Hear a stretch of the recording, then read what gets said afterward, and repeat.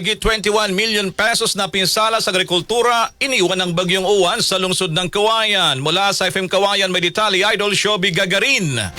RMN Live Report.